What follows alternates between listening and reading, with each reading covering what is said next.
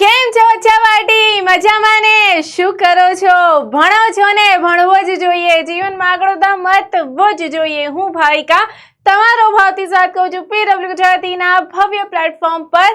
અને આજે આપણે જોવાના છીએ કે જે લાસ્ટ મિનિટ મેમ એક્ઝામના 2-3 કલાક બાકી છે અને અમારે લાસ્ટ મિનિટ કોઈ એવી ટેકનિક જોઈએ છે, લાસ્ટ મિનિટ કોઈ એવી સ્ટ્રેટેજી જોઈએ છે કે અમે ફટાફટ ગ્રો થ્રુ થઈ જઈએ અને અમારા માર્ક્સને એક બૂસ્ટ મળે, રાઈટ? તો અમને એવી કોઈ લાસ્ટ મિનિટ રિવિઝન ટેકનિક આપો, લાસ્ટ મિનિટ કોઈ સ્ટ્રેટેજી આપો ઇંગ્લિશ માટે કે જેનાથી અમારું ઇંગ્લિશમાં માર્ક્સ બૂસ્ટ થઈ શકે.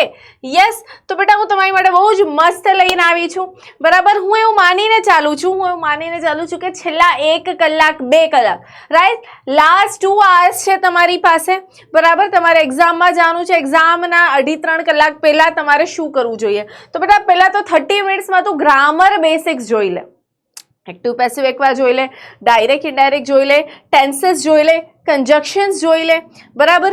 પછી તારે એકવાર બધું જ જે એક્ટિવ પેસિવ ને ડાયરેક્ટ ઇનડાયરેક્ટના રૂલ્સ છે એ એકવાર ફક્ત વ્યવસ્થિત રીતના જોઈ લે. યસ, તો 30 મિનિટ્સમાં તારે ગ્રામર જોઈ લેવાનું છે વ્યવસ્થિત રીતના વર્બ ફોર્મ સાથે.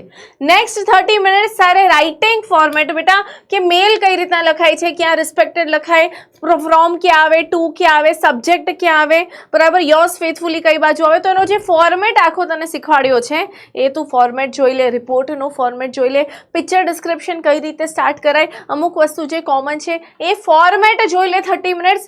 પછી 20 મિનિટ્સ રીડિંગ ટેકનિક, એટલે જે કોમ્પ્રિહેન્શન સ્ટાન્ઝાની ટેકનિક્સ છે કે જે પહેલાં તને ક્વેશ્ચન રીડ કરવાનું છે, પછી તારે કોમ્પ્રિહેન્શન રીડ કરવાનો છે, કયો પાર્ટ તારે બેઠો કોપી પેસ્ટ કરવાનો છે ક્વેશ્ચનમાંથી, એ બધી જ જે તને ટ્રિક્સ મેં શીખવાડેલી છે એ તું એકવાર જોઈ લે.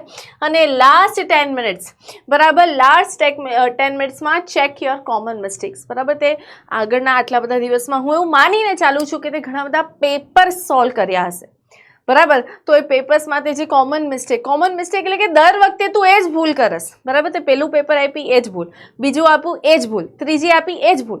તો જે તારી કોમન મિસ્ટેક્સ છે, જે તું રિપીટેડ મિસ્ટેક્સ જેને કહેવાય, એ તું આરામથી ફરી એકવાર જોઈ લે કે આ મિસ્ટેક તું તારા બોર્ડ એક્ઝામમાં રિપીટ ના કર.